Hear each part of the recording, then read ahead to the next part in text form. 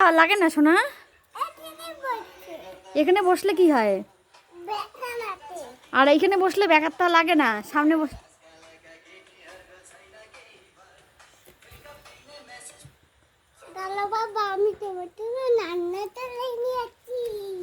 রান্না করে নিয়ে আসবে। কি রান্না করছো? ভাত রান্না করছো? আমি নিজে নিজে খাবো। ডাল ডাল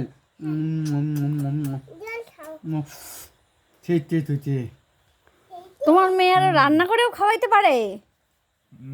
বাবা, তুমি রান্না করেও খাওয়াইতে পারো? কত নকশা!